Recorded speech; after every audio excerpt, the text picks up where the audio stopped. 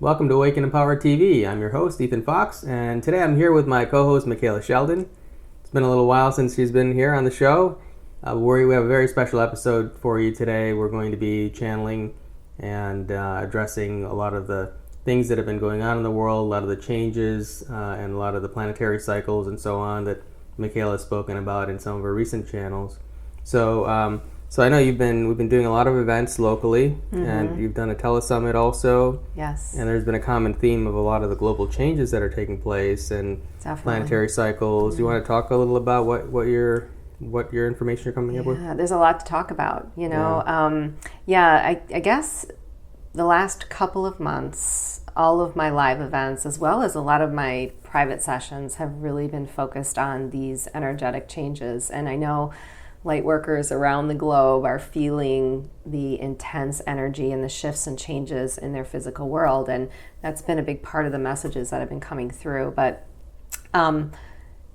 this event that they are speaking about happened back in March, and it was a solar flare. Again, you can probably speak to this more with the astrology, but I know there was some solar activity back in March. Eclipse, actually. An eclipse, right. Yeah, right.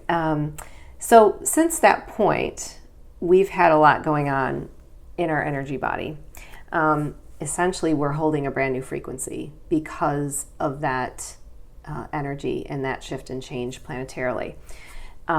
As such, we are experiencing a lot of change in the outer world because you have to consider, first and foremost, we're holding a new frequency, and the new frequency is going to attract new things. So in order for that to happen, what the guides have been saying is there's almost a clearing process going on right now where things are beginning to drop away, and that kind of had to happen first. So that can be relationships, right? It can be your career, it can be affecting your light work, your mission, friends, people, places, and I'm hearing it again across the board that in fact has definitely been the case.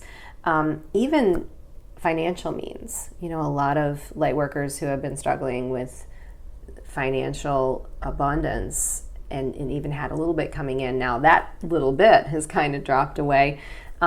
So they've described it as the concrete beneath the feet kind of crumbling. And this is good because we know that anything that drops away is making room for the new.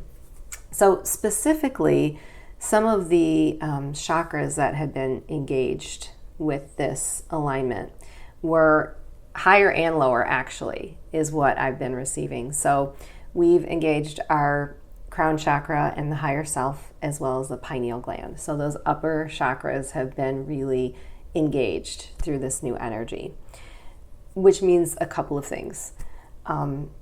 First, we are beginning to access more of our interdimensional or multidimensional selves or information, multidimensional information. And I'm seeing that manifest with people in a lot of different ways. And even me personally, the guides have been talking a lot about information coming in your dream state or in your sleeping hours. When you're that point in time when you're drifting off to sleep or you're just beginning to wake and you realize, boy, that dream felt a little funny, or it felt very real, or there's something about that I needed to remember. That is all of that information beginning to come in. And I know it feels a little funny for people. But in addition to that, another way we're seeing that multidimensional information come in is it's showing up in our physical reality. And actually, I had a private session yesterday that they really made this very clear. And they said, we're purging a lot of karma right now. And our soul came here, obviously, in this incarnation with karma to serve. But in addition to that, because of the planetary being that we have incarnated on and the fact that we have this lower vibrational consciousness that is affecting that planetary being, we are bombarded with even more dense, heavy karmic weight on a daily basis from radio frequencies, from chemtrail, from all of this stuff. So as light workers, we're really beginning to purge a lot of that on behalf of the universal collective.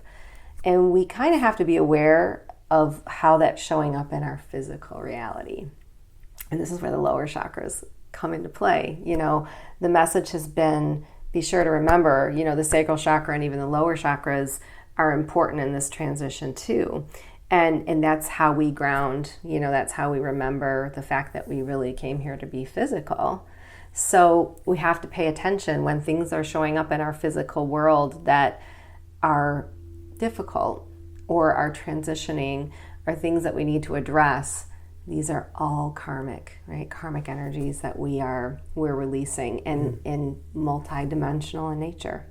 So that's been a big part of the transition.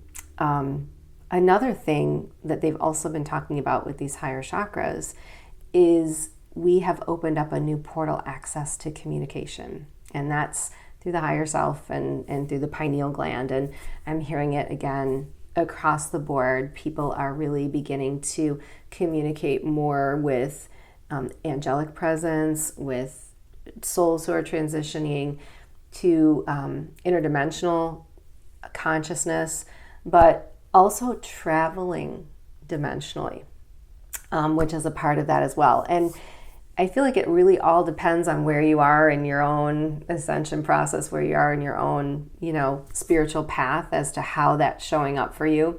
I have a lot of people, again, coming to me in private one-on-one sessions who are hearing, who are seeing, who are dimensionally traveling, conferencing with other beings, and really recognizing who they are in relationship to those connections.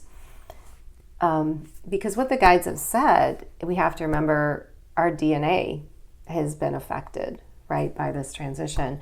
And we all hold a very specific genetic code. And, it's the macrocosm of the microcosm. We're an individual, so we're predisposed genetically to a particular race or, a particular type of communication or dimensional reality. But we are also a one consciousness. So we all hold this new genetic code, and we're really just beginning to explore what that is and what that means with this transition, which is why some people are really starting to identify with a specific race, extraterrestrial race, or experiencing a certain type of dimensional reality outside of this dimensional reality that we're holding. Mm-hmm. And I know there's we're going to channel on this later, Mm-hmm. but there's a lot of fear going on in the world about a lot of these changes, right? Yeah. I'm reading it all over the place on Facebook, on the internet, and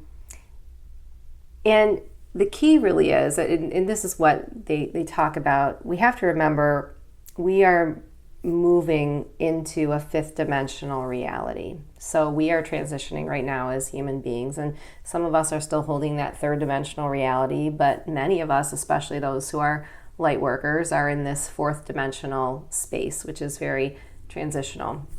And what I've been told is we manifest from the emotional body. So a lot of people think our thoughts manifest our reality, which I think is half of the equation. Our thoughts create emotions, and the emotions that we hold are the frequency that attracts what we receive. So in this fourth dimensional space, we're getting ready to kind of shift into a new way of manifesting. And in the fifth dimensional reality, that manifestation is really more based on a one consciousness.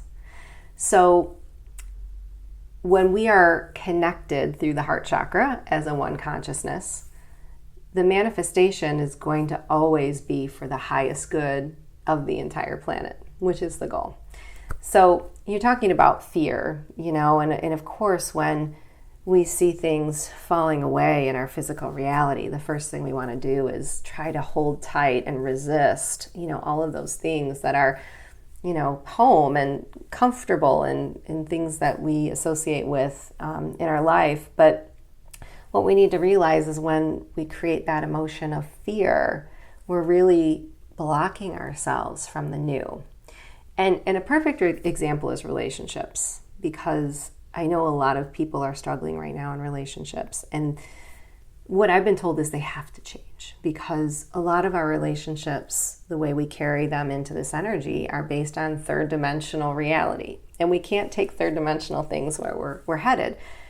That doesn't mean the relationship has to end or go away. And many will, because the frequencies have shifted and changed, and some of those relationships are going to have to end. But we have to remember, if we keep our frequency really high, and that's just paying attention to our emotions and staying out of that mind-based fear, we can come from the highest place of love with all of these things that are dropping away. And if we do that, they're either going to shift and change to this new frequency that we're holding and be better, or they're going to fall away in a really peaceful and loving way, to the point where we're opening our energy field now to receiving what's more suitable for us. So wrapping fear around this is really the worst possible thing that we can be doing with this most recent transition, because in essence what it's doing is it's just creating a lot of resistant energy, and it's making the transition more difficult, whereas Lightworkers are suffering through that transition as opposed to really embracing what's coming next. Mm-hmm. What are some of those things you're hearing on the internet, on Facebook and so on, about what's coming up I think this September is what right. A lot of the... So I guess to kind of back up, we did have this solar eclipse in March, and we had to integrate a lot of that stuff from then till now. And in the session I did at Living Balance Center back in June, what the guys were saying was, we're kind of having a nice little break between this one and the next one, where the energies are starting to level out. And I kind of feel that, and I'm sensing that from everyone else too. We're starting to really now get used to this new frequency. But there's another one coming, and I've heard it's in mid-September. My guides have been talking about that time frame, and I think it lines up astrologically with some things that... There's another eclipse, another solar eclipse, So we're going to go through it again. And of course, I'm hearing all kinds of gloom and doom. People are talking about financial disaster, the dollar crashing, all this, banks going under. I'm hearing weather modification is going to result in some major weather disasters. There's a variety of different theories out there on what it's going to be. I've channeled a little bit about this, not on camera and events, but just myself. And I do think there are going to be some very major uncomfortable events. And I think it's going to be another tough time for Lightworkers. But I certainly don't think it's going to be anywhere near as bad as what is being predicted. And the thing I don't like about that is, going back to the message we just talked about the one consciousness and the heart chakra, which is really the purpose of all of this, is for us to engage the heart chakra and reconnect as a one consciousness. So as Lightworkers, we lead the charge in that. So if we start reading all of these predictions and we start preparing for doom and we start, putting that fear back into the energy field, what are we doing? We're creating more of it. So we will end up creating an energy that's bigger, or could be quite worse than what is being actually, or what actually is coming, right? Which is a change, which is a shift, Yeah, you've actually channeled a lot about this lower vibrational consciousness that has been influencing the Earth for a long time, about tens of thousands or millions of years, maybe even, I don't know. And how it's responsible for a lot of the negative things going on in the world, and a lot of our governments and so on are influenced by that, and how when there are things happening in the world where people end up in a state of fear, it just feeds that negative energy and makes it stronger, right? Right. So, I've been noticing that too. Now, from an astrological standpoint, there was an eclipse in March, and there's the eclipse in September is not the same, but it's at a similar degree. So depending on each person's individual chart, similar things will be triggered again in their charts in September. But there's also a Saturn-Neptune square, so basically the two planets are 90 degrees to each other coming up, and in the fall as well. And that, so the negative side of it is there can be events happening in the world that cause people to be very pessimistic and depressed. There can be health issues and so on. But the positive side is when Saturn and Neptune are together like that, it creates an opportunity for immense spiritual growth. But usually it's not an easy thing. Right. It's usually a struggle to grow. And so I think the people who are more adverse to growing spiritually are the ones who are probably going to struggle the most. Although, in some ways, those who are more conscious will go through more challenging growth because they're growing more. Right.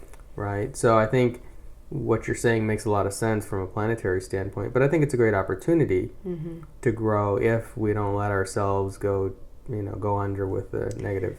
Well, we have to remember too that when we're moving from where we are to a fifth dimensional consciousness, these systems, these programs we have on our planet, they have to fail in order to rebuild them into something that matches our frequency. So the guides have talked about that quite a bit, where in a fifth dimensional consciousness, we are self-healers. So bringing the current medical system into that dimensional reality would never work. Same thing with, obviously, our financial structure and schools, all of these things. So they are going to have to suffer. They are going to have to fail in order for us to build the new and bring in those things. And the other side of that coin is having the dimensional frequency to hold that. And there's been a lot of messages about, why we can't hold these free energy technologies and make them work and make them stick. Well, we as a human consciousness have not held the frequency we need to hold to bring those things into a commonplace reality. So that's the transition we're walking, and that's the bridge we're walking over. So I do think during that time frame we may see some things happen that will cause, maybe it will be the financial system. I don't think, again, for people who are light workers and who are really in the know about how or where we're going and how we're getting there, aren't going to suffer as much, like you said, with some of these changes. Well, it's interesting what you're saying about, because I just recently interviewed Laura Eisenhower and James from ESETI, right? And they both talked about, well, actually, it's definitely James that talked about free energy technology that's out there that he's aware of, but they're afraid to bring it to market because the inventor's been threatened and so on. And I've had this feeling for a long time. It's not really so much that there's an establishment that's suppressing all that, which is true, but it's also that our consciousness isn't ready for that to be prevalent on the earth yet. So really these different awakenings that you're talking about that are happening right now are really going to remove those barriers to bring those technologies to the world, I think. Yeah. And I feel like those technologies are really based on a love frequency. And, a dominant love frequency has to be held here in order for them to really work and really stick. That's something we have to consider too. Yeah, that makes sense. Yeah. So what other kind of things have you been doing since, because you haven't been on the show in probably a couple of months, I think. Right. And you've been doing events and channeling for the Telesummit and so on. What other kind of new bits of information or new things have you been experiencing personally that we haven't heard about yet? Well, I went through a major transition with this energy adjustment, which is why I've not really been too public with a lot of events. And I'm, again, like I'm hearing a similar story, but my physical body really took a hit with that solar eclipse. I got very ill, and it wasn't just one thing, it was a variety of things and a very complicated issue to figure out. I ended up really having to surrender to that and stay in bed and rest for many, many weeks in order to get my strength back. But I have to say, it's funny because here I was channeling all of these live events and telling people what to expect and what was going to happen, I guess I really had to experience it myself because, several weeks later, I went down with my physical health. I was in bed. During that time, I really felt as if I was traveling interdimensionally. I was contacting many beings. I was conferencing with beings. I was seeing past lives come right into my awareness. So, and I started channeling a book during that time as well. So it was a really, of course, not fun process for me, but really interesting process for me to go through. And I think I had to experience that with everyone else. But I've been hearing similar stories. People's physical bodies really needed rest. And that is a consistent message I'm getting with this as well, especially in my private sessions where people are asking, all of a sudden I have this weird physical thing that happened, or I have this very strange disease or health problem, or I can't seem to wake up, or, I'm so lethargic. And, the guides are saying your physical body had to catch up to that new frequency as well. So I'm getting rest. But right about the time where I had channeled that we were going to level out these frequencies and feel a little rest period, I perked up and got better. And I'm seeing that too, around me with others. So I've been experiencing it right along with everyone else. Have you noticed any change in your attitude or perspectives in the world or anything since the whole transition happened? I mean, do you feel somehow different in how you're experiencing your reality or that you're aware of? I do, actually. I'm far more aware of what's going on in my physical world and how that's connected to my spiritual self. And it's something the guides talk about all the time, but I've never really experienced at this level. I'm seeing things come up as a mirror to me. I'm seeing how I have to bring the higher frequency to things. I'm not sure I can describe it, but even some of the past life information that came through to me, I'm seeing mirrors to that in my physical reality. And it's almost difficult to kind of unravel it all. So I guess I feel like I have a better understanding of my interdimensional self, and I have a better understanding of the fact that we're all unique in this transition, but we're so connected because everyone has, like I mentioned, that really unique genetic code that's specific to who they are, yet we're all connected through it. So how someone else is experiencing it is different from me, yet it's so the same. I feel like it's giving me a level of comfort. We talked about things on Facebook and the predictions that we're seeing, and I really don't subscribe to that anymore. I don't feel as if these adjustments are here to wreak havoc on us, and I feel more confident that we are able through our frequency to rise above this lower vibrational consciousness. I mean, look what we just went through, and it gives me hope. I feel a little more grounded in that hope that we can pull that together. And you've also, since you've been on the show, been channeling a new collective, right? The Galactic Council. That's right. Yeah, Council of Light. Council of Light, is what they call themselves. Yeah, I've connected with a Council of Light, and it is a council of beings of many races, 12th dimensional in nature. And the way they describe themselves is really a universal council and love-based frequency, kind of ensuring the balance of the entire universe. And in my last live session, someone asked a question.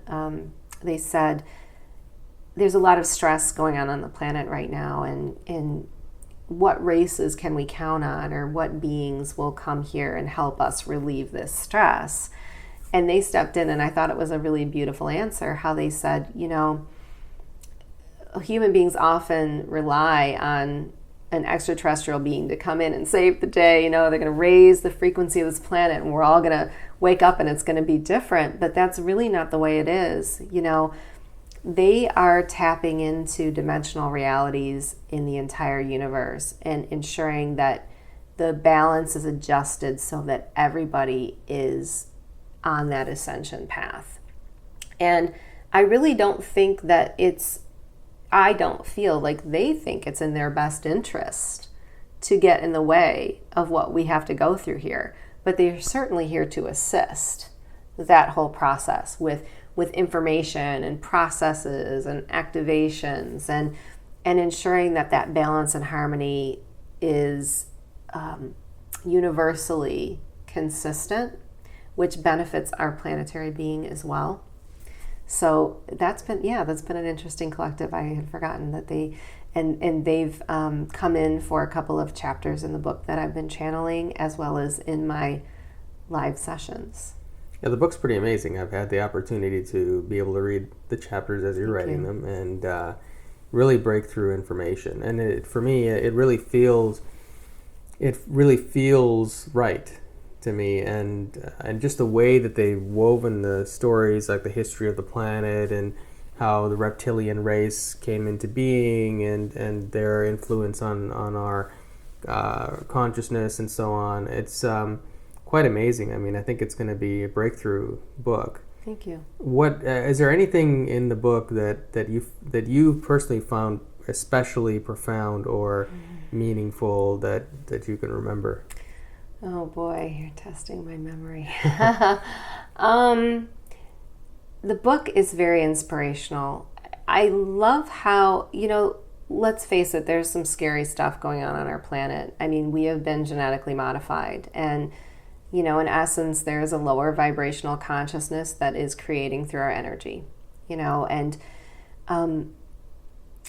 but the information itself is very inspirational. And I feel as if the one message that comes through collectively from all the chapters is how easily we could reverse this if we remember who we are.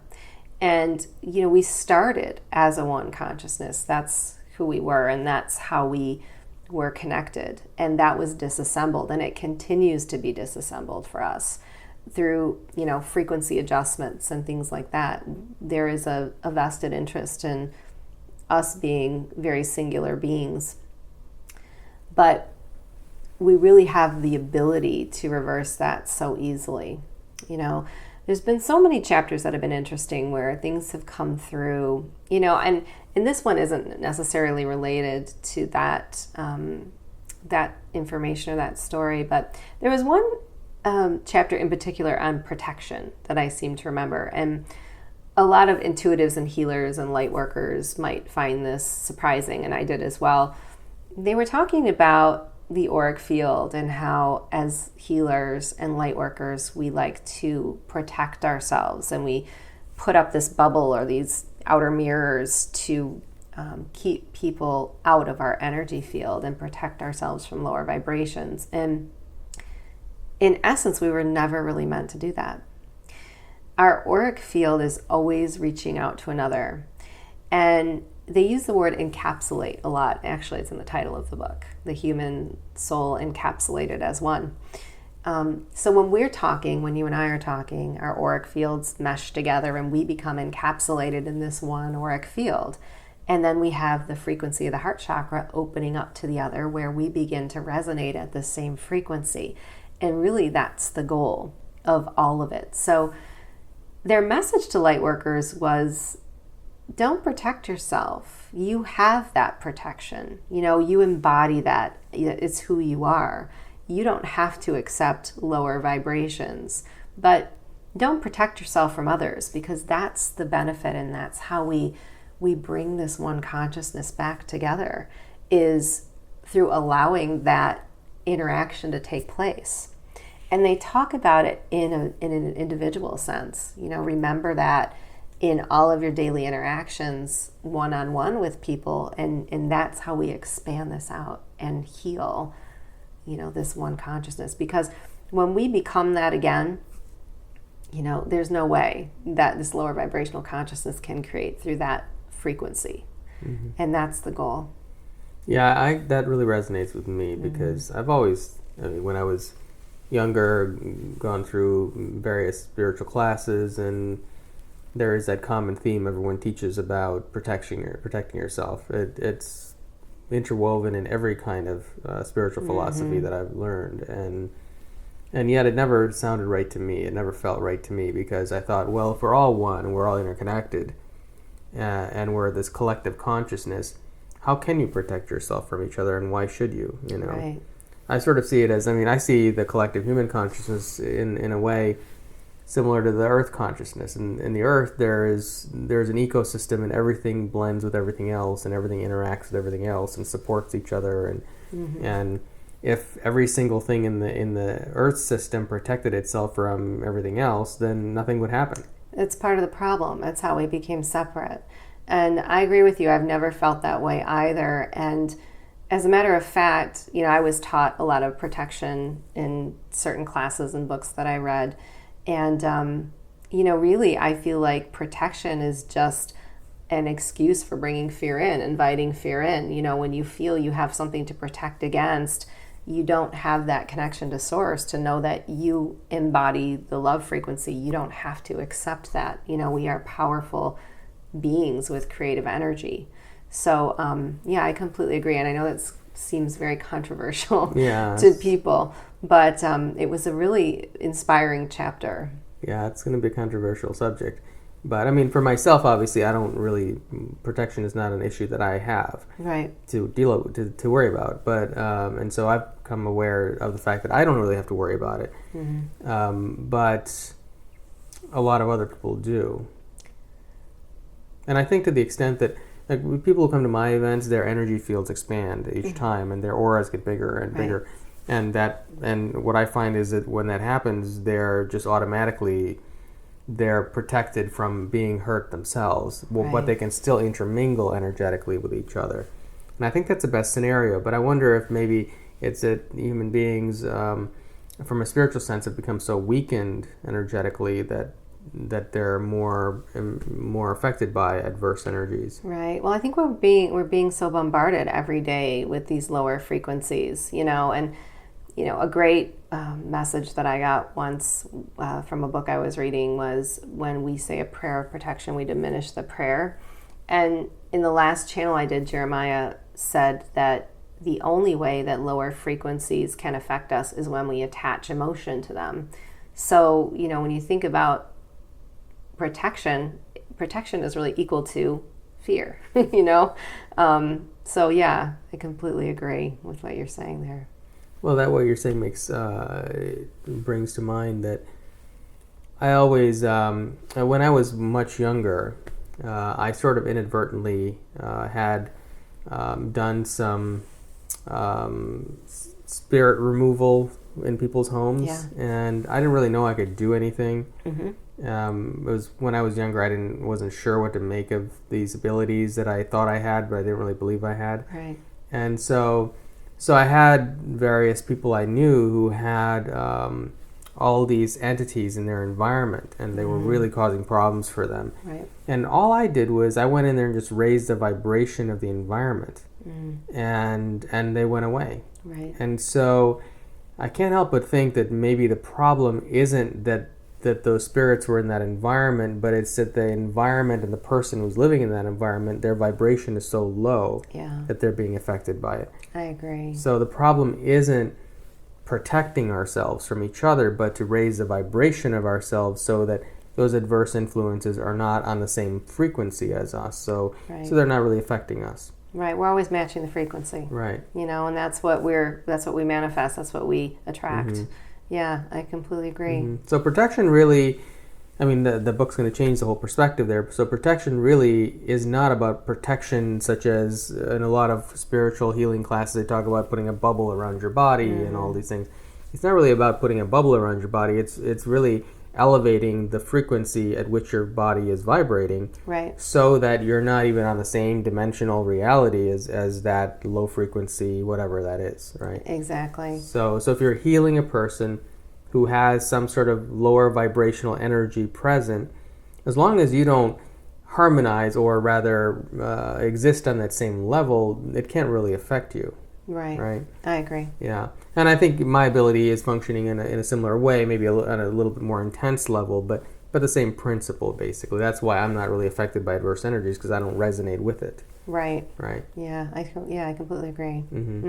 Yeah, I find that topic is really interesting. I really enjoyed the history of the human civilization part in your book, and how the reptilian race came into being, and how it sort of changed the timeline of the human experience. And I thought that was really fascinating, and it ties in very well with a lot of the other things I've learned about that are out there now. And of course, some of it goes very much against it, but in a way that I thought makes a lot more sense. So I'm really excited to see that book get finished and be able to read the rest of it. Yeah. I'm sure it's a major undertaking for you. Yeah. So, well, why don't we channel for a little while? Okay. And I'd like to start, if possible, with the Council of Light and talk to them a little bit, and then we'll go from there. Okay.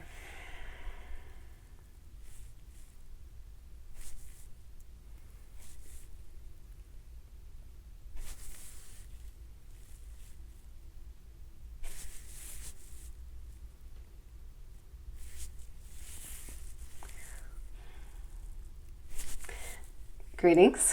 Greetings. Who are we speaking with? Council of Light. Hello. Can you tell us a little about what exactly, because this is a new audience than the last time we spoke. Can you tell us what is the Council of Light and what is your purpose? We are pleased, yes. And we are 12th dimensional in nature. We are a one consciousness made up of many dimensional races. And those who are present are ones who are through an ascension process within their own right, meaning within their dimensional consciousness or within their specific race, there has been an achievement of a frequency of energy in that there is a one consciousness working through a singular being. Yes? So a singular being is represented within the Council of Light that holds that frequency from the race or consciousness that is involved. We are ones who are in great support of the universal ascension process. We are ones who are overseers of frequency. We are always adapting the universal frequency through balance and harmony in order to ensure that there is not a catastrophic event, meaning there is not a dimensional war, there is not a change in timeline dimensionally that is skewed from something that would harm, or skewed from something that would benefit, we should say, or would cause harm. We always are reaching out into the universal collective to assimilate this information, and we are pleased to always offer guidance as well.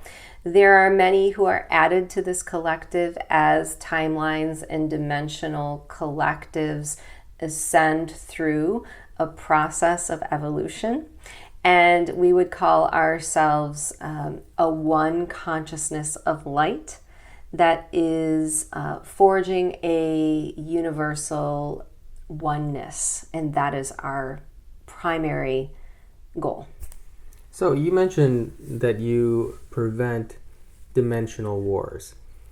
Can you first explain what you mean by dimensional war so that a human being can understand the concept? And secondly, have you also prevented physical wars on Earth, such as nuclear wars, from occurring? Has that ever been a factor that needed to be prevented?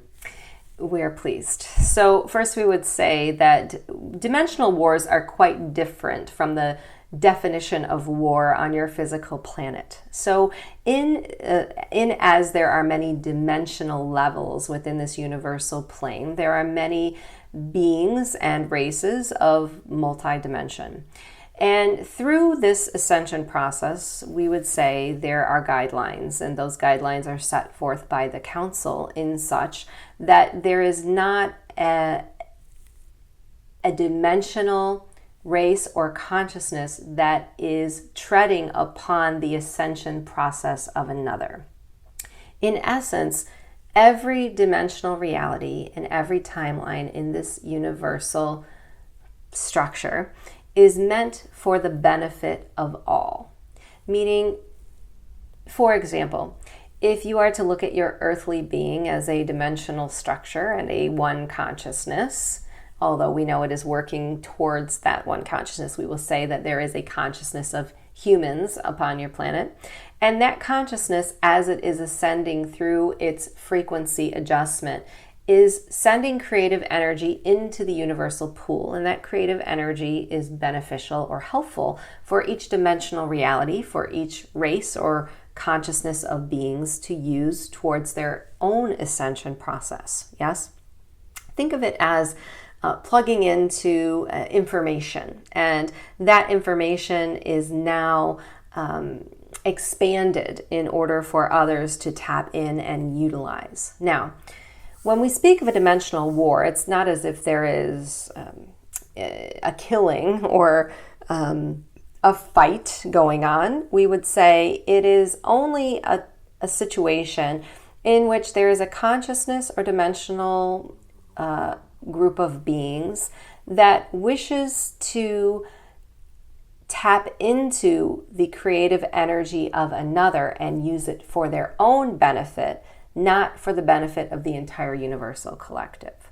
So, as such, we would say there are situations upon your planet right now that we are well aware of in which there is a consciousness of dimensional reality that is attempting to skew your timeline, that is attempting to step in and adjust frequencies, adjust the DNA genetic to their own liking for their own benefit. As that is happening, it is not benefiting the entire universal collective. It is only benefiting their race. So, as we weave in the second part of this question, we will come to a conclusion. Could we step in on your planet and change the physical reality of a war that is taking place within a specific part of the country? We would say we certainly could do that. We could come in and adjust frequencies and adjust energies so that that war would not take place or would end. But that is really not the goal of the council.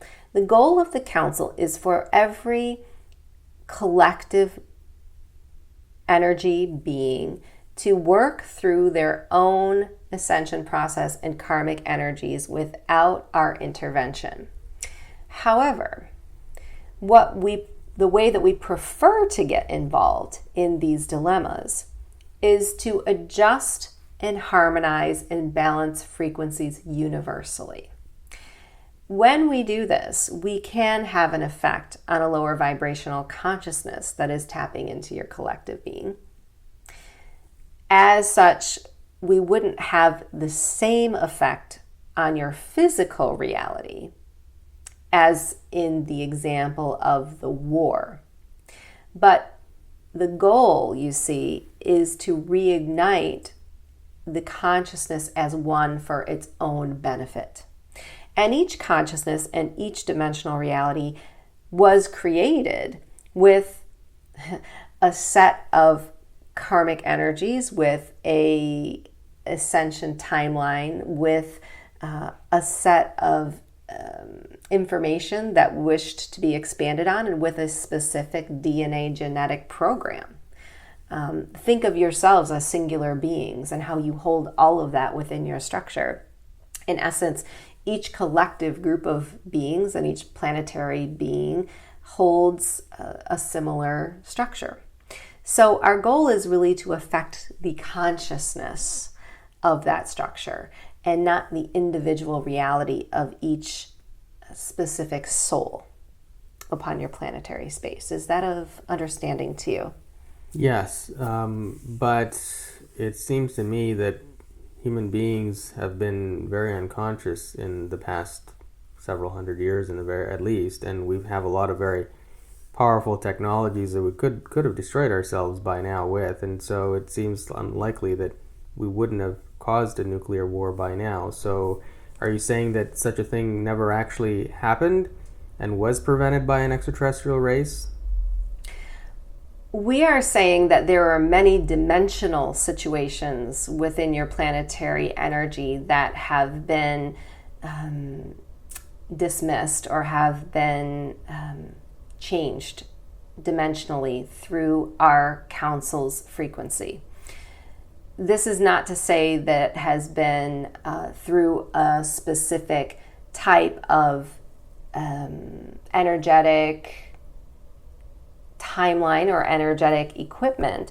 This is through a frequency-based adjustment universally, meaning our goal is to raise the frequency and the consciousness of your race in order for it to rise above the manifestation of these types of situations.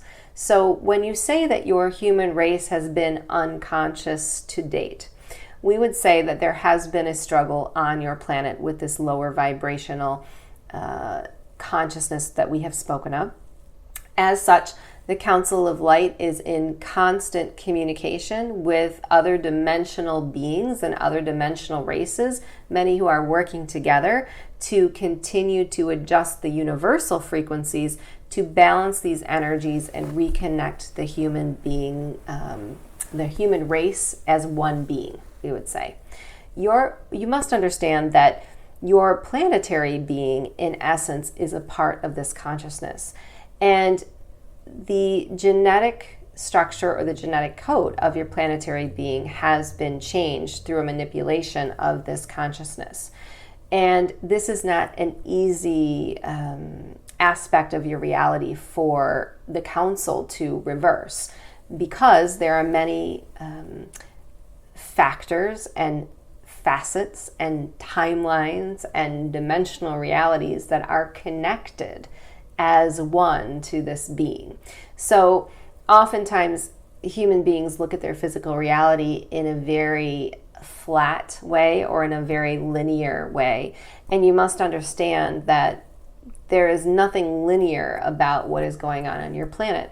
It is held in a variety of dimensional timelines, and there are many beings that are accessing these timelines. So in order to assist you, what we are doing is universally adjusting and balancing and raising the frequencies of many beings, and the consciousness of many beings are related to this energy in order to raise your own consciousness to a place where you can reconnect as a one.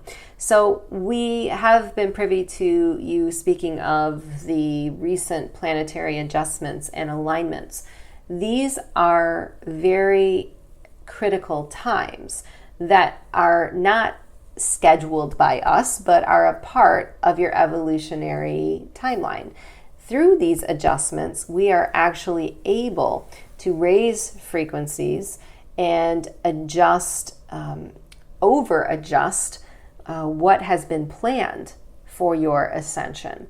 And this is where we would say some of the discomfort may have been felt in the physical body, because there was a group of beings or a collective of beings that expanded larger than just the Council of Light that stepped into this last solar frequency and helped to use it to raise universal energies consistently across the board and harmonize that energy in order for the planet Earth to also raise with that amount of information. So there is always a balance going on with other outer beings in addition to the council in order to assist this ascension process. So basically, if I'm understanding correctly, you don't ever have to physically prevent a war. You just simply come in and raise the vibration, and in doing so, human beings just simply don't have a war. That is true. However, you must understand that we live in a universal energy that is reigning in free will choice. Yes?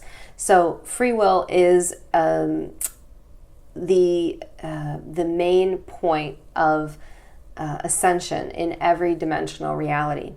So your human consciousness is creating through a frequency of lower vibration as a singular being that has been disconnected from a one consciousness. When that singular being becomes many, and that singular being holds a frequency of lower vibration or fear, you can understand how collectively there is a creation of a timeline, such as a war or a disaster upon your planet, that is equal to that frequency. There is also, you must understand, a karmic energy that your planet is holding that must be resolved in order for it to ascend through the universal ascension process. And as such, there is not an interaction that would be taken by the Council of Light to remove that karma, because it would be disharmonious or would be not helpful to your race to remove these karmic actions. And think of it this way. Each individual soul that has incarnated as a human in this time holds a certain amount of karmic energy, and that karmic energy is held in order to benefit that soul and evolve it and make progress in its own spiritual process. As such, the planetary being of Mother Earth comes with an amount of karmic energy that must also be resolved in this way through the ascension process in order to benefit all dimensional realities. I understand. Okay. So can you tell us what kind of races actually make up the Council of Light? Yes, well, there are many, and we would never say that there is one race that is more dominant than another, because there are races that are multi-dimensional. There are races that are made up of many mixed genetics, similar to human beings. We would say human beings in this time are made up of multiple DNA genetics that are interdimensional as well as human, and as such, Palladian beings who step into the Council of Light are also made up of mixed DNA genetics. Lemurian beings, who are pleased to also assist in this time, are made of mixed genetics. There are also Greys. There are also reptilian beings, yes, that are a part of this Council of Light, which may be confusing to many human beings who are listening, or contradictory to what human beings may feel. Is a being of higher light. But you must understand that there are beings who have ascended through many timelines and dimensional realities, who are standing in a 12th dimensional space of higher love frequency. There are beings who have held lower frequencies, who have gone through genetic modifications in their own right, in their own timeline. And we would say that the race in particular that is affecting your planetary being has gone through a major genetic change that has taken them into a space where they feel they must change your genetics in order to be closer to their liking and consume your energetic creative source of their own intake, we would say. So there are many beings, we would say, of light that make up this council. Too many to name, and even some who we would say you would not recognize, for they have been modified and changed through many timelines and dimensions to assist us. But you should know that there are many, and they are very pleased. So you mentioned earlier about there being this lower consciousness that's been influencing the earth, and that a lot of the suffering that human beings have been going through as a result, or not as a result, but since the eclipse that we just had in March until now. Can you elaborate on that? So you're saying that suffering is a result of this lower vibration that's influencing human beings, correct? We are pleased. So we would like to explain where the suffering comes in, and we would say that this integration has been difficult for human beings from several different standpoints. First, you must be aware that solar energies upon your planet are in a disharmonious state, meaning that human beings are in need of solar energies in order for them to center to source and in order for them to connect as a one consciousness. This, in essence, is the polar balance of the yin and yang, the light and dark. the universal energy as it was placed within your Mother Earth Gaia as a connection to the sun. So when there are solar energies that are in an intensified state coming to your planet, you must realize that the human structure has been so disconnected from this type of energy that it is always going to be taken in a very intensified interaction, meaning the physical body itself becomes weakened by the strong solar energies coming to your planet. And you would think that it would be the opposite because the human planet is so in need of these solar energies. But we would say because you are not used to these solar energies on a daily basis, that your body is not falling in line harmoniously with these adjustments. So that is the first point we would like to make. Second, we would like you to understand that through these solar energies, there has been a reversal of the poles and a magnetized effect. As such, your bodies are accepting a new frequency coming from your planetary being. So the frequency shift takes place within your planetary being. And as such, you are connected to her and your frequency changes as well. As there is a frequency change within your energy body, there must be an outer reflection within your physical world. And many human beings who are connected to the mental body and who are not integrated with the mental, emotional, spiritual, and physical bodies will begin to create a dominant lower vibrational emotion in the mental body, which is causing them suffering. And that dominant emotion is carried as a frequency. That frequency is blocking the integration of what you were meant to receive, which is causing you discomfort or disharmony. The next point we would like to make is that there is always, during these solar energies or during these very significant planetary alignments, a watchful eye from your helpers and also those who are not helping you, because it is a time in which there is an astral balance in the universe of portal access to your planet, meaning your planet becomes far more vulnerable or available to other beings, to other dimensional realities, in order to either benefit this process or in order to jeopardize this process. And we would say both of those sides of the coin are taking place here.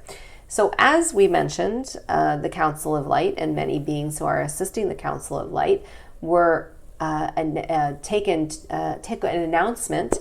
an announcement from the universe that this solar eclipse or energies would be coming, and knew that this would be a time in which the universal energy should raise in order to assist your frequency balance. This in itself made this solar alignment much more powerful for human beings in the frequency adjustment.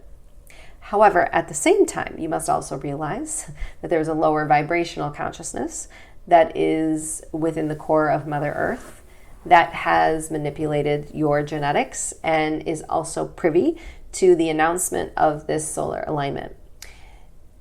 Because they are in a state of fear of losing the access to your energies, they are also creating within your planetary space a lower vibrational frequency of adjustment. And these are coming in very physical ways to your planet, because we would say this is the only way that they are able to access your energy body. We want you to keep this in mind because it is very important. The energies that are beneficial to you, that come from the council and come from other dimensional beings of assistance, are always universal in nature. They are always higher in frequency, and they are not physically based. They are energetically and frequency based. This lower vibrational consciousness that is also trying to manipulate these energies must use physical means upon your planet in order to lower this frequency adjustment. So these are coming to your planet in the form of radio waves, of frequency waves, through many artificial means. We would say through smart meters, through Wi-Fi, through chemicals that are being sprayed in your air. We would say there is also a genetic manipulation of the very soil and the very water that your planetary being holds. In essence, it is creating a third dimensional, lower vibrational reality that some human beings are still connected to. Why? Because they are focused in the physical. So the reason we bring this up to you is we want you to realize how easy it is to overcome this as light workers, as beings who are accepting of the higher vibrations, because you must look beyond the physical reality. And if you are ones who are integrating these bodies, the spiritual, the emotional, the mental, the physical, you are not as affected by them as many others. But those who are at a lower rate of speed, those who are holding a DNA genetic strand that is not accepting of these higher vibrations, are far more affected in their physical reality by these lower dimensions. So this is why, in particular, this most recent integration has been difficult for some. But there is, and Micheila mentioned this earlier, there is another eclipse coming up in September. And also there's a Neptune square Saturn coming up this fall, winter, and next year as well. And a lot of people have been writing articles and posting things online about all kinds of cataclysmic or financial disasters and epidemic outbreaks and all kinds of fearful things that they're anticipating and predicting for the September and beyond. Can you talk a little bit about that? Is there any sort of is any of that fear-based thinking sound, or and can you offer any advice or perspective that human beings can have toward that? We are pleased. So first we would like to define the next adjustment and the reason for that adjustment and how it will benefit the human race. And then we will go into the basis for how this adjustment can be shifted and changed. So understand that you create the timeline upon your planet. Your perception holds every bit of what is occurring within that timeline. Now, in saying that, we are anticipating a solar energy in this time frame you speak of. That solar energy comes at a time in which your planetary being is directly aligned with a planetary access point as previously held within the March time frame. So there is a large aspect of dimensional reality involved within this upgrade that is going to take place in the month of September.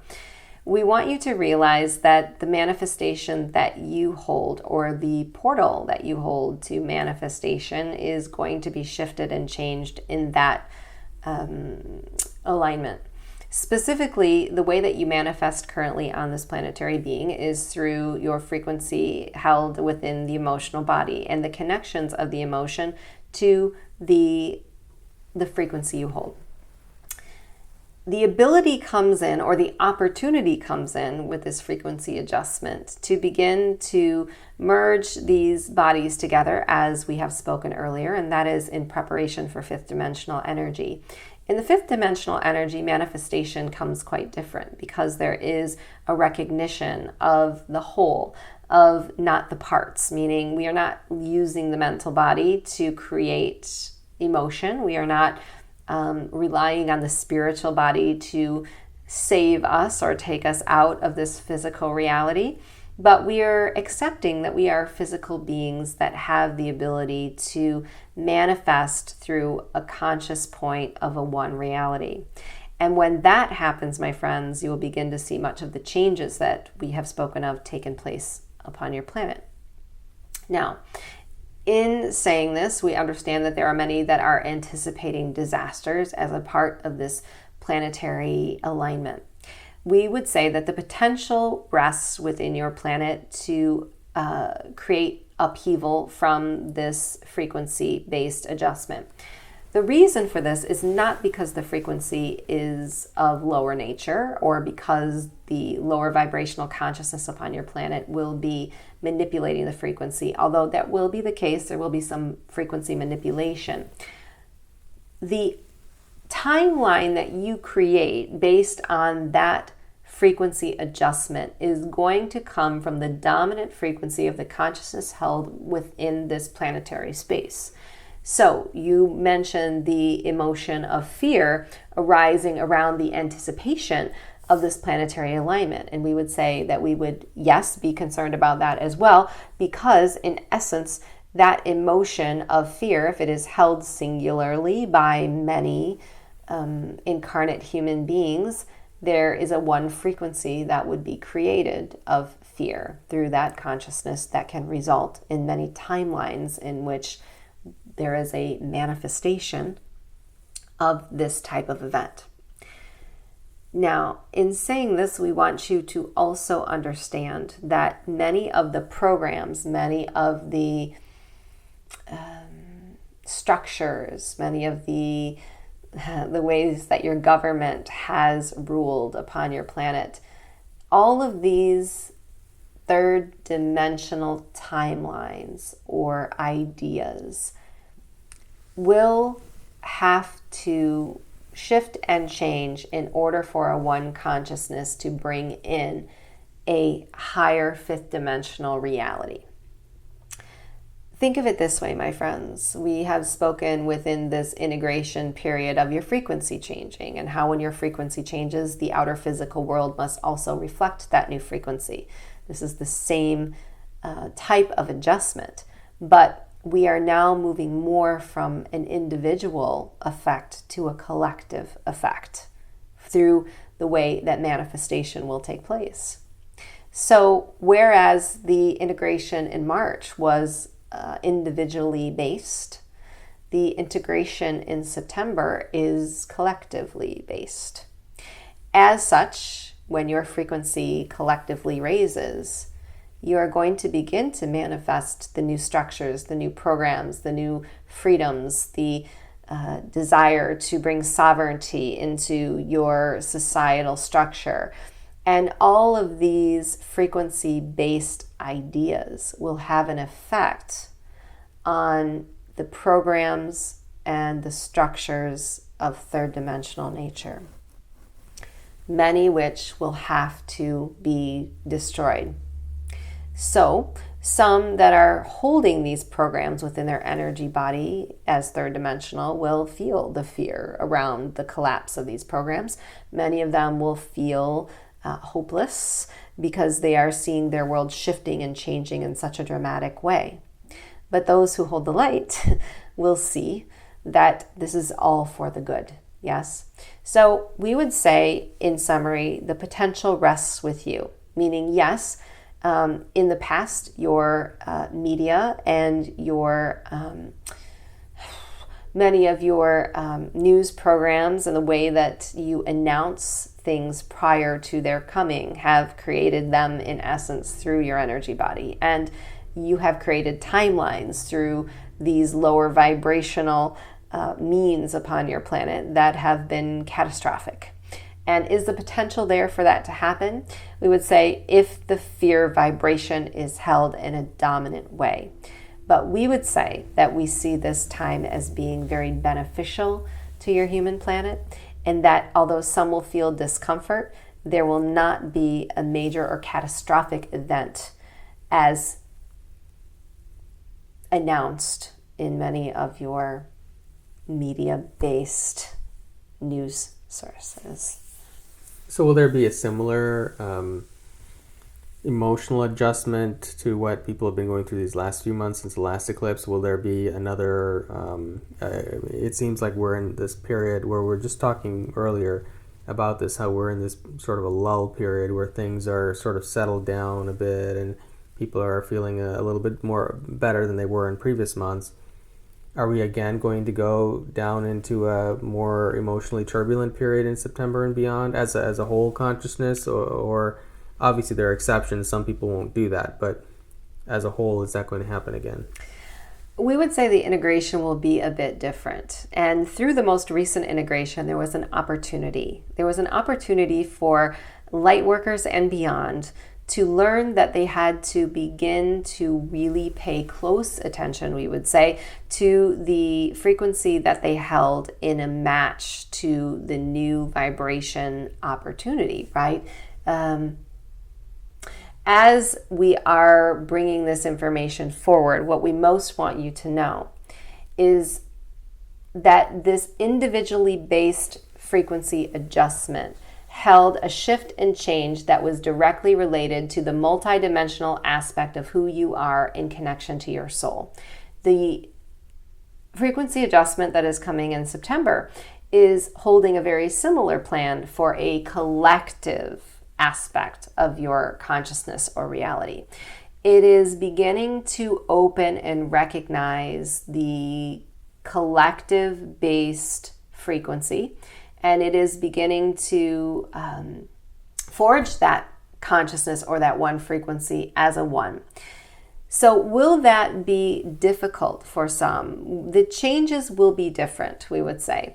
Whereas the integration of the period of March was very individually focused and very soul incarnate focused, the integration in September will be very much outer world focused, focused as a human collective, focused planetarily, we would say. So whereas you were purging karma within your individual soul or within your individual structure based on this most recent frequency adjustment, you will be purging karma and recognizing that karma in your physical world within a more collective viewpoint, we would say.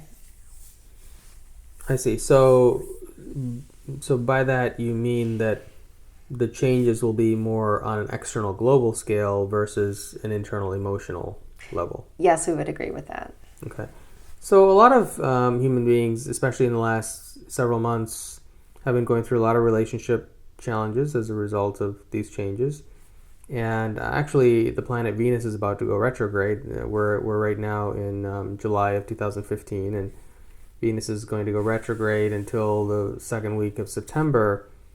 And I often find that that's a time when one of the things that happens is people go through some emotional challenges and relationship issues come up and have to be dealt with, and a lot of karmic issues relating to relationships in particular.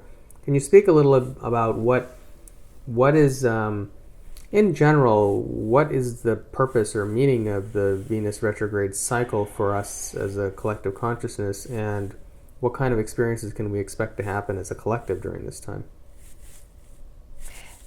Yes, and Thomas steps in to answer this question and is very pleased. We would like to speak about this integrative adjustment you speak of. It is one in which there are many souls that will be connecting with their multidimensional selves in relation to their physical world. And this is why this planetary adjustment falls in line with the most recent solar access to your planet. As the frequencies have shifted and changed, many who are connected to other souls within this time in a relationship sense are feeling the difference, yes, of that connection, meaning there has been a change within their outer physical world based on the new frequency that they hold. There is a free will choice by each individual in this time to choose to suffer over that frequency shift, meaning looking at the emotion of the situation that is placed within that body from the mental aspect of reality, or choosing to look at this timeline as a new opportunity to either shift and change that relationship based on its sole purpose, or to begin to attract the new relationships within their physical world to assist them with their mission or their assignment. And that is what we want to most allow you to understand, that every relationship, every soul that you have attracted in this time is connected to your frequency based on your plan, based on your particular assignment that is held within your DNA genetic code.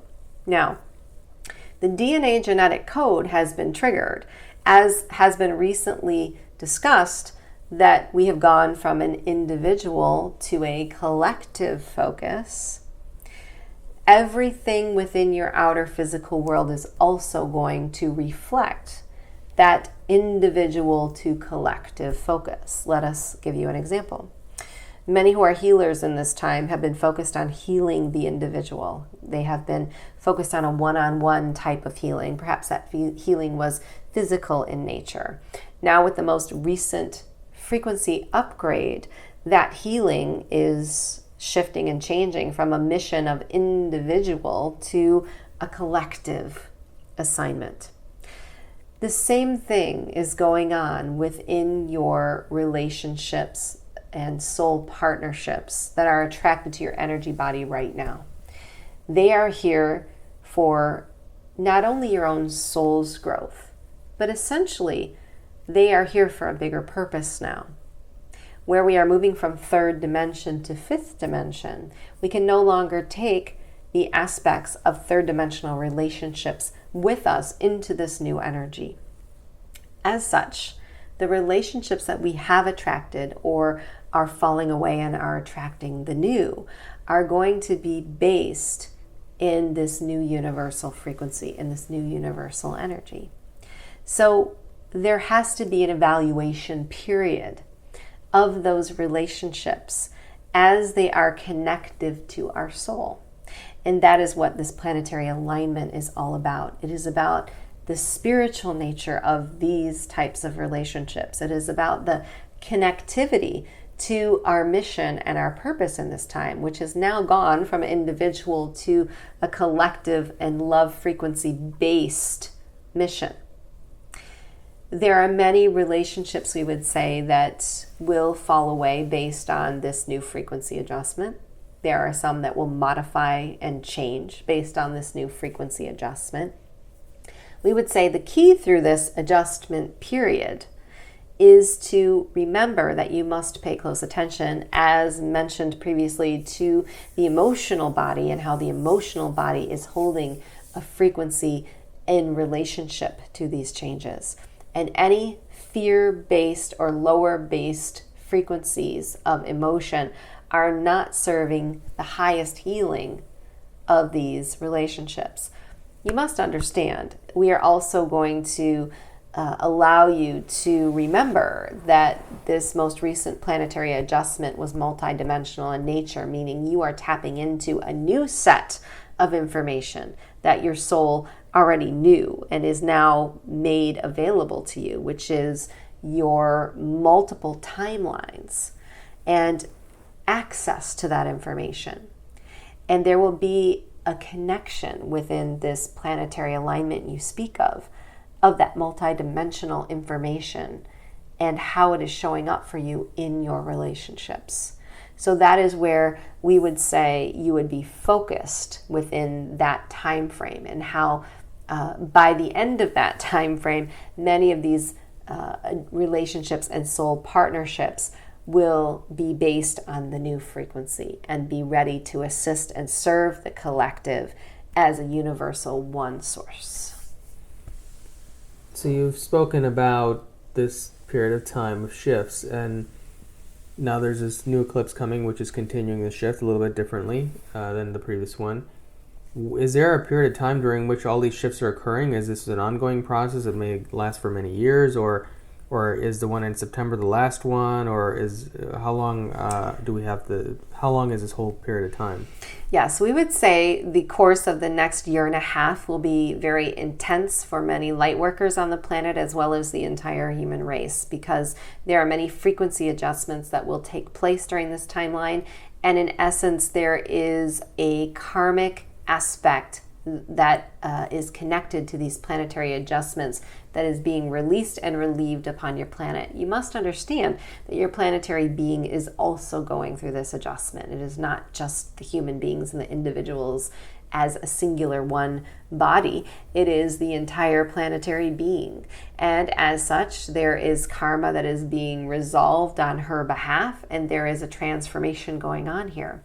That transformation period, we will say, will, as it is in an intense state, will last from this point to the next year and a half. We would say by the time 2017 begins to rise, there will be a leveling of these energies, and you will see that there will be many shifts and changes upon your planetary being that are headed in the direction of peace and freedom. And that is the goal here.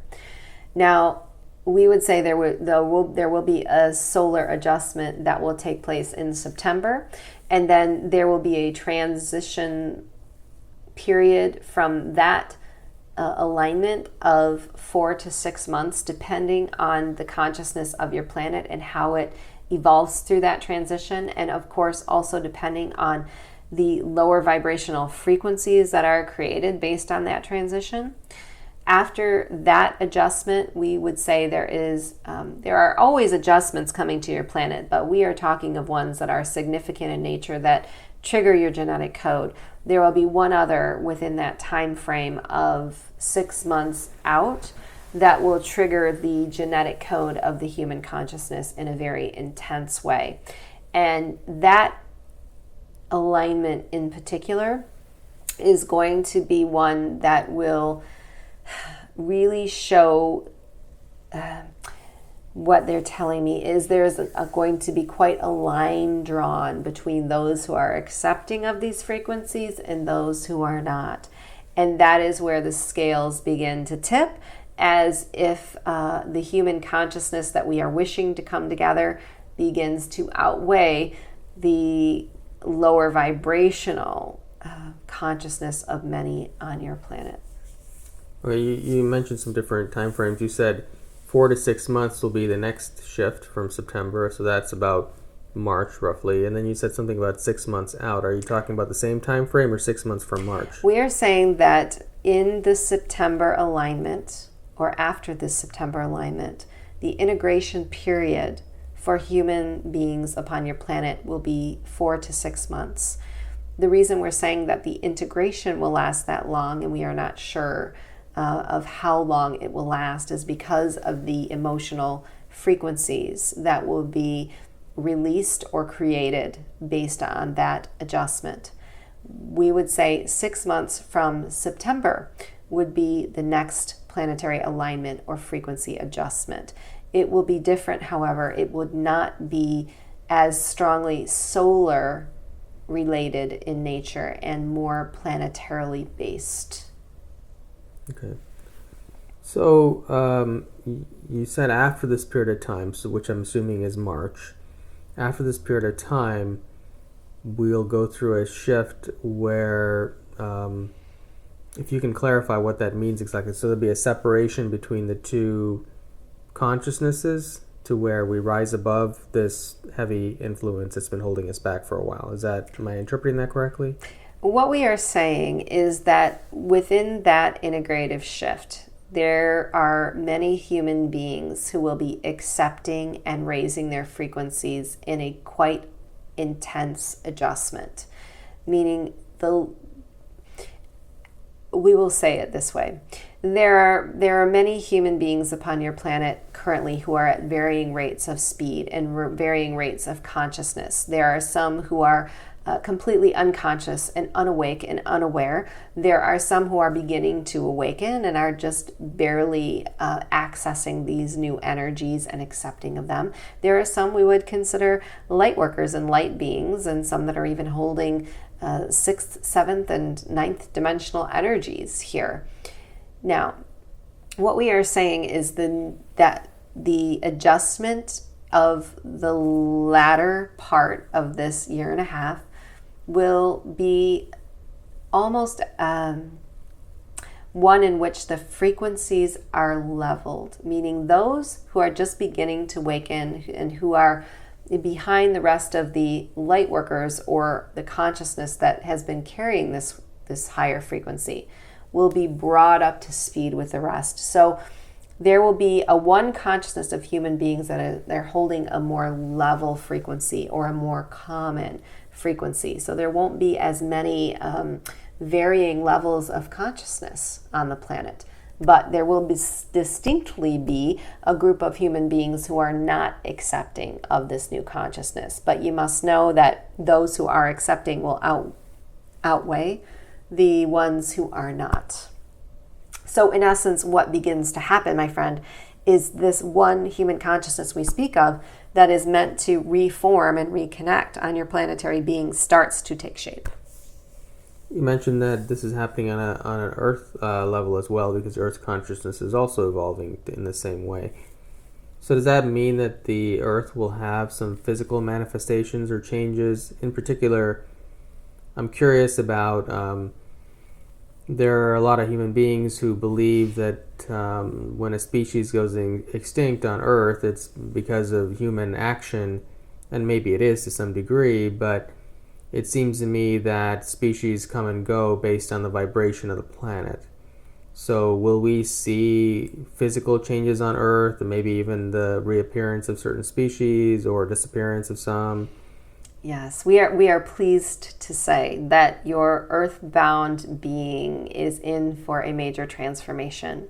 And as many of you have lost hope, and many of you are feeling as if there is nothing that can be reversed here, we are here to tell you that is not at all the case. Because when this one consciousness is formed upon the planet, and we speak of manifestation here and how the manifestation process will change upon your planet, all it takes, my friend, is the connection of that one consciousness and the intention of that one consciousness to create change. So it is a two-part process here. Yes, your Mother Earth Gaia is going through this transition right along with you, and her frequency is raising right along with you. But as you are conduits of this energy and you manifest within to the physical environment of her being, you are also a part of that renewal process, of that rebirth, we would call it.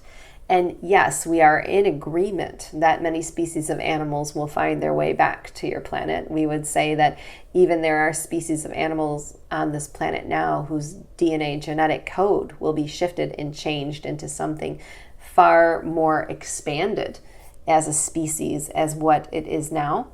In addition, we would say there will be a reversal of your waters. Many of you do not believe that there can be a reversal of your soils, of your plants. And we are here to say that yes, there most certainly will be and can be.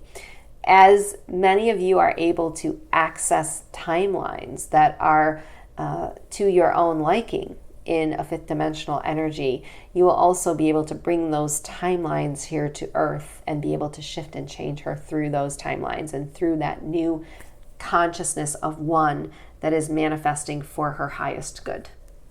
So when you say reversal of soils and waters, you're talking about all the toxicity that we've put into our soils and waters is going to be reversed somehow. Yes, and we would say it is very easy, and there will be an integration process there as well, and a bridge to walk over. As many of you are aware, there are energetic means by which easily could reverse much of the toxicity and lower vibrational nature of your soils, waters, and plants upon this planet. However, those energetic means are not able to be used in this time because the consciousness or the dimension that needs to be held within your planetary being or within your planetary space is not being held in order to allow those energetic frequencies to reverse these water bodies, the soil, the air, the plants, the animals, all of the things we have spoken of. So think of it as being able to hold a dominant frequency that allows the access to information that brings in the opportunity to use energy to reverse much of the catastrophe that has happened upon your planetary space. So these changes that are happening to the human consciousness and the planet, are these exclusive to our planet and consciousness, or is this affecting your consciousness or the collective consciousness of the universe in some way as well? Well, we would say that the universal consciousness always must have a balance of lower and higher frequencies. And we understand that human beings would find this difficult to imagine, that lower frequencies would be of benefit to the universal collective. But as such, we want you to understand that there is always a balancing and harmonizing of frequencies. And just as we had mentioned previously, the yin and the yang, the light and the dark, there is always a neutral energy that is reigning free within your energy field and within the universal collective. And that is what we strive for and achieve, is the expansion of that energy. So, as such, you mentioned lower vibrational frequencies and how that has affected your planet. And we would say that the lower vibrational frequencies have affected your planet in a very unique way. So there is not another dimensional timeline that exists within the universal fabric that holds the same information as what you hold here. And the lower vibrational consciousness that has affected your planet Earth has forged a genetic change that is very unique to her own structure and her own being. It is not to say that that genetic change cannot be reversed. So are these changes affecting, how are these changes affecting the children who are on Earth right now, who are maybe a little bit more evolved than the adult humans, who are the ones we primarily hear from, who are going through all these emotional changes? Are the children going through any kind of noticeable change, or are they somehow not experiencing it in the same way? Well, we would say it depends upon the level or speed of consciousness of the child. And there are many children coming onto the planet right now that are holding a higher dimensional frequency than many of the adults on your planetary being. And this is because the access to information has changed here. The genetic code has changed here. And you must consider that when there is a shift in frequency and a shift in genetic code, that is going to affect every next generation upon your planetary space.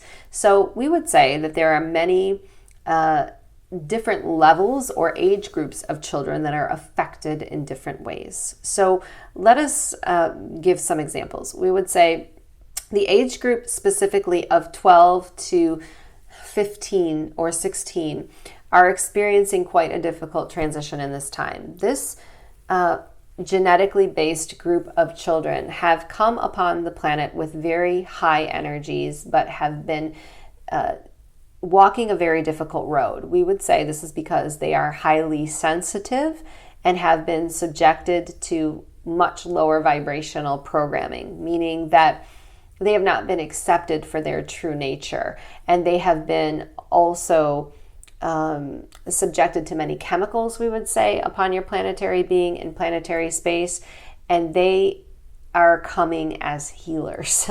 This group in particular comes as healers, and they are going to be resolving a lot of karmic weight within their incarnation, we would say. But the reason we bring them up specifically is because this most recent planetary alignment is also affecting their genetic code very dramatically, and they are integrating these energies mostly without the realization that they are doing it. And they are extra sensitive, especially we would say, to solar energies, and being ones who came upon the planet at a time when solar energies were very minimal, we would say they are even stronger affected, as we mentioned previously, by those solar energies. So they are walking a very similar transition as you, but we would say it is far more karmic in nature, as they are here to create much change and be the physical examples of that change.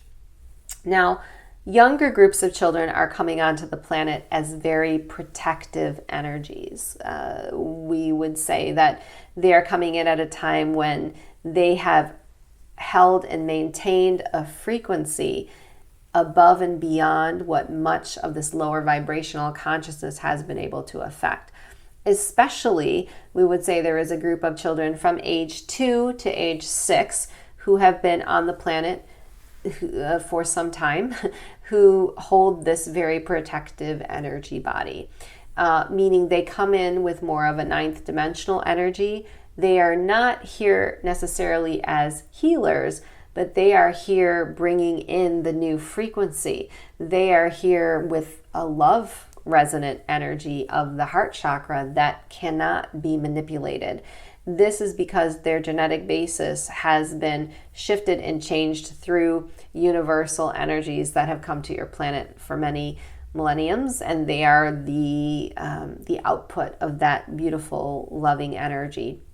They are the ones, we would say, that usher in the new energetic frequencies on your planet to create the holding of this one consciousness and begin to manifest the new programs and structures that are balanced to harmony and peace and love. Now, there is another group of children coming onto the planet that are younger in age. We would say they are also holding a protective energy body, but in addition, they are ones who we would say are coming in as teachers of energy and have a strong connection to a one consciousness, and will be, although each soul is singular in nature, we want you to understand this group of children in particular comes with a very connective and telepathic source to one another. And they are here to really begin to forge that telepathic communication and interdimensional connection to consciousness on the planet. Although many, we would say, are accessing that now with the most recent frequency, this group of children comes in with a very distinguished telepathic connection to an outer interdimensional consciousness that is going to assist and bring in a lot of the new teachings of the structures that the generation prior is ready to bring into place with this frequency connection. Now, can a lower vibrational consciousness affect these children as a whole? We would say the most important thing to remember is the human beings who are their parents, who are their support people, who are their family members, who are their friends, are the ones with the ability to affect their frequency because they have been genetically modified. They hold the lower vibrational connection to many of these physical means we speak of, which can be computers or cell phones or signals or television or media. As this new frequency adjustment comes in September, the goal, my friends, is to bring the frequency of this entire adult consciousness into a more balanced range that will be productive to these generations that are coming forward, meaning they will allow them to hold the frequency that they have. They will not program into them the lower vibrations. So think of it as these children hold the protection that they need from this lower vibrational consciousness, but the access to their energy comes from the other adults within their world. I've interviewed a number of people recently, Laura Eisenhower, for example, and James from the ESETI project, and they've all talked about that our governments have very advanced technology, teleportation devices, and spacecraft that are similar to a lot of extraterrestrial craft, and that these things are being withheld from us. But are you saying that? Well, first of all, I'd like to know, does such technology really exist? Do human beings really have that kind of technology? And secondly, will this shift that you're talking about that's occurring over the next year and a half, bring some of those technologies, also free energy technologies and so on, to the mainstream population's use and awareness. Yes, what we want you to realize is that these technologies that are held by these agencies you speak of are not being used for the light. They are not being used for the good. They are being held from you. They are being used to manipulate, and they are being used in detriment to your society. That is the only way that they are currently able to be used, because they are, in essence, connected to a consciousness of lower vibration. Every energetic technology, any energetic means of reversal on your planet or healing on your planet must be connected through the energy of the consciousness that is using or creating it. Yes? So if a one consciousness that is your government is holding a lower vibration and are privy to this energetic technology, they are only able to use it with a creation of their energetic frequency, which is based in a lower vibrational stance. That is why we say these technologies would not be put into play here in your planetary physical space until a higher vibration and a one consciousness is being held. Because, my friends, it is important that a love frequency is used in connection with these technologies so that they may be used to the benefit of the human race. You are asking, is it true that these families and government agencies hold these technologies? We would say yes. And the reason for this is they have been, in essence, stolen from those who have created them through a connection to a one consciousness, who have discovered and held them for the greater good. And in manifesting these technologies and taking them and keeping them from the human collective, these lower vibrational collectives or this lower vibrational consciousness cannot use it to serve the good of the planet. They can only use it for service to self. So you've talked a lot about these lower vibrations, and a number of people who I've interviewed and who've also spoken on this network through other interviewers have spoken about this consciousness they refer to as the archons, and that it was written about in a lot of ancient texts. Is that the reference to this lower vibrational consciousness you're speaking of? We would say yes, you can define it that way as archons. We would say that any lower vibrational consciousness is just a connection of a frequency in which others are drawn. It is a magnetized frequency of a one consciousness. And what you must understand is this archonic idea that you speak of is a race or a dimensional reality of many who are made up of a lower frequency. And that frequency is basically genetically changing your planetary being and connecting with other human beings in such a way that a one consciousness is formed that is based on that frequency. I see. So what advice can you give people who are, other than anything you've already said, who have gone through these recent changes and who are approaching these changes coming up, as far as transitioning through it and making the most of it, and what kind of practices maybe could they do? I know, for example, Micheila does ascension processes through the Palladian Collective, I believe, and I know that does help in some way, but is that one process through which Lightworkers can evolve in a more positive way through this process, or is there, or are there any day-to-day practices or attitudes or anything that you can advise that would help us to transition this period and make the most positive use of it and to evolve in the best way possible?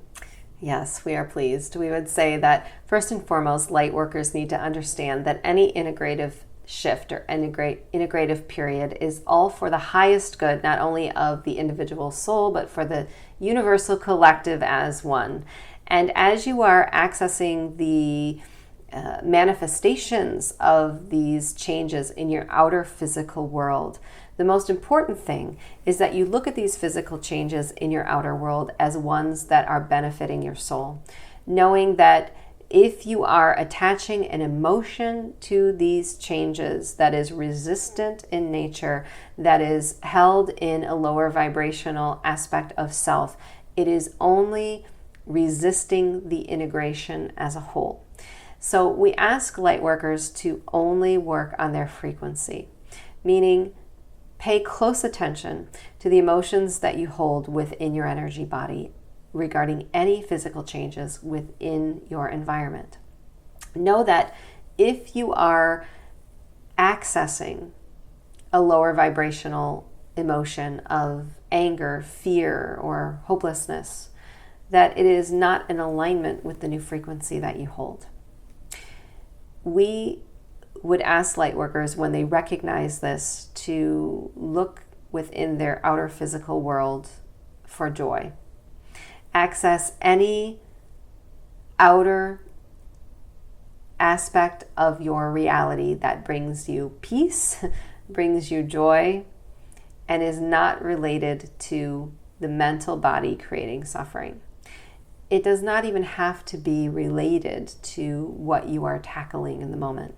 For example, if you are seeing that relationships within your physical world are falling away, and you want to get into the mental body and try to figure out a plan by which these emotions either need to stay or they need to be resolved, and that mental body is creating stress within the energy body, we'd ask you to step away from that issue and find something that soothes your soul as an aspect of who you are related to joy.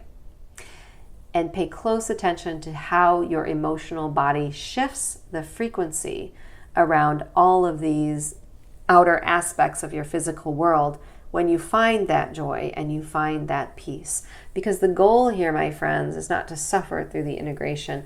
The goal is to bring into your physical reality all of the new and better aspects of who you are that magnetize to this higher frequency.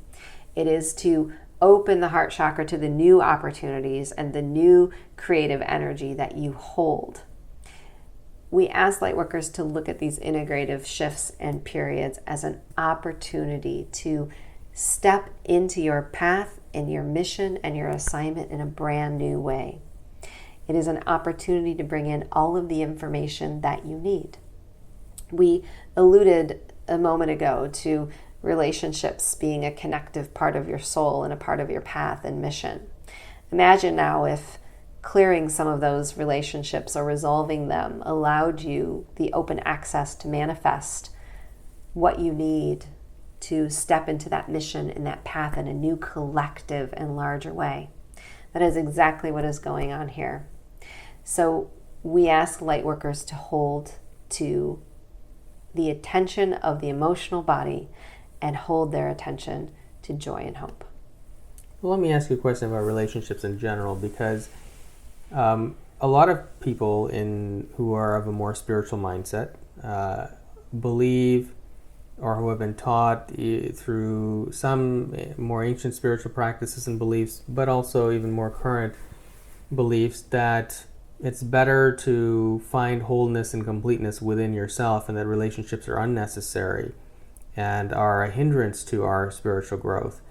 Would you say that relationships, and especially close, intimate relationships with, say, one person, are essential to our growth in some way, or unnecessary, or a hindrance? Or can you clarify that belief that human beings have?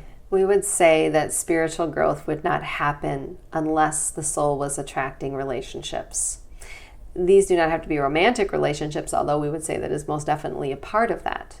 But the path, my friends, is the physical relationship. The path, my friends, is all of the people, the places, the things that you experience.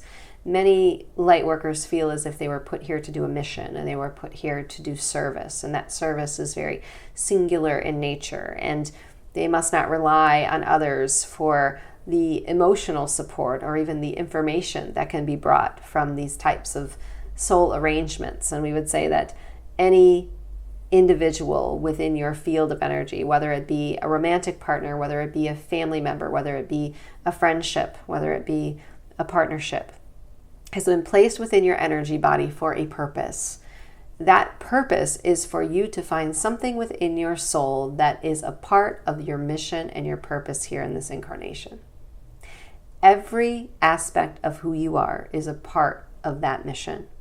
The essence of who you are within your soul is how you create through your energy. And every individual that you encounter is a part of that creative energy. So we would most definitely say that relationships are attracted to your energy field and to your soul with great purpose, and they are to assist you in this current incarnation.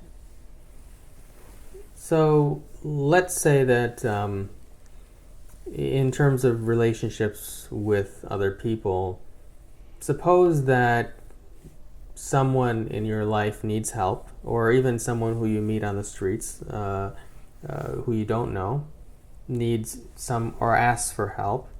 And let's take, for example, someone who is asking for money or begging for money, which a lot of us will encounter in our day-to-day lives.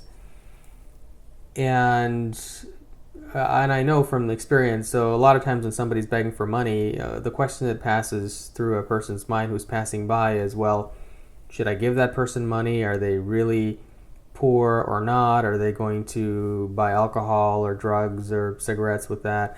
In that situation, let's say we help somebody who uses that help to hurt themselves in some way by doing something other than buying themselves food or whatever it is that they say that they need. Are we causing more karma for ourselves or more and causing harm to that person even if our intention was good? Or is it all boiled down to the intention that we have when we're assisting that person? And should we assist that person regardless of whether we have doubts or not about their intentions? Well, we would say that first and foremost, we live in a free will choice universe. So every soul has a free will choice by which they are using to make their decisions and to use information universally and use the abundance that has been given to them in order to manifest their soul's purpose. Now, is there a plan to the soul that is followed? We would say yes, and the free will choice does come in the amount of suffering that you wish to hold within your energy body. So let us use this example you have brought up. If there is a man on the street who is begging, and there is someone who encounters this man who wishes to give them money, and the money is given and exchanged, and this man goes and does something that is very harmful to their energy body. The man who gave the money, if it was with the highest intention and knowing that within their heart they wished for the man to do good with the money, would they receive karma based on the action of that man? We would say no, because the karma that you receive is all based on your own intention and where you hold that intention. Now, the man who receives the money, who uses the money to harm himself, and let us say he buys a chemical substance that he places within his body. If his intention was to heal himself with that chemical substance, and he truly believed that that chemical substance was going to be the catalyst for a good change in his life, would he receive karma from that interaction? We would say no. But if he took the money and used it for this chemical substance, knowing it would harm him and knowing it would keep him from getting a better life and to keep him from moving forward in his soul's growth and prevent him from feeling perhaps the pain of a family he left behind. And after using this chemical substance, he was to end up in a hospital bed and contemplate this action and feel as if he were not making the best decision and feel as if he was ruining his life and were cutting himself down in his head over and over again for using this money in this way. We would say those actions, which are lower vibrational in nature, are what is creating the karma. So it is all based on your intention. It is even, we would say, based on the emotion that you hold regarding that intentional action as to whether or not you are creating karma. Yeah, are there any final closing comments you'd like to say to the audience before we conclude? We would say we have been pleased to bring forward this energy and this frequency into this conversation, and as many have been contemplating the next energetic alignment, we wish for all of you to remember that the emotional body holds the frequency by which that alignment is created upon your planetary being. And we wish for all light workers to hold the highest frequency and align with only the highest emotions regarding that frequency shift. Thank you. Well, that was very good. Yeah. So do you remember any of that at this point? I know when we were channeling a while back, you have very little recollection, but has that changed at all? I remember more now. Yeah. I remember more now. I talk to myself a little bit when stuff's going on. What do you mean by that? Like I wonder what time it is. Oh, you do? So in your head. Yeah, like ask, I wonder how long I've been doing this. Or, yeah. When I channel for a long period like that, I remember less. You know, like in my live events, I watch them back and I'm often blown away by the things that I say. I really don't remember much. The private sessions are the things that have changed a lot for me. I remember more. I'm more present during those sessions. I get more clairvoyant images. Mm-hmm. If I get clairvoyant images and things, I'll remember. You know, the one thing I remember is I think you asked something about the next planetary alignment, and they were talking about they drew a line where there were all these people on one side of this consciousness with higher vibration, and then there was this other side with just a few people that I could tell weren't accepting, and then they kind of put them on a scale. So I saw that in my mind with that line drawn and all these people on one side. Mm-hmm. So sometimes I get images, and I remember those very vividly. Very interesting. Yeah. And you've been seeing a lot more past lives in your private sessions, right? I have, yeah. I've been seeing them for myself and in my private sessions, which is interesting. Yeah, I'm working more with the biggest change I've gone through with this integration, and even a little before, is I'm working with multiple guides in multiple consciousness during my sessions, and I have like an inner vision of where they are all at and who comes in where, which is kind of interesting, and that's new. So if I'm working with you just one-on-one, I could have a family member come in, and I really recognize that family member, and then I know that the Lemurian consciousness is here, and then I might have an angelic presence come in here, and they're all stepping in at different times and saying things. So that's been really neat and different. I kind of have an inner vision of where these beings are and sometimes what they look like.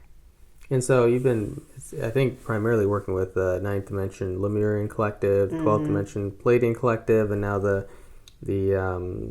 Light. I'm sorry, the Council of Light. Right. Yeah, Jeremiah is a consciousness that I work with that has been coming in a lot during my live sessions. So, and Jeremiah is a collective group, and there's several beings that step forward, but the two most prominent are Jeremiah, who's the prophet Jeremiah, and St. Thomas of Aquinas. And I was told, I started working with that collective, I don't know, maybe a year ago, and I was told that they are representative of light workers. Well, Jeremiah, the prophet Jeremiah, is representative of light workers in this time, and they're really here to provide support. I think I'll probably be working with them really closely over the next couple years, because they keep saying the next 2 years are very transitional and difficult for light workers. And they come in a lot. And they even come in a lot during my private sessions, especially when I'm working with healers, that are, light workers and healers that I'm working with. Is it unusual because you work with a lot of different guides and collectives? Is that kind of unusual? Most channels focus in on one particular collective or guide or something. Seems that way. Yeah. It seems that way. I know there are a couple channels that work with multiple collectives and guides. But yeah, I guess so. Yeah. Interesting. Well, it's been great having you back. It's been a while. Thanks. So we'll do it again soon, hopefully. And I think we got some really interesting, very timely information out there with the session today. So thanks for having me. Yeah, thanks for coming back. So thank you for joining us again for Awaken Empowered TV. Join us next week for another episode.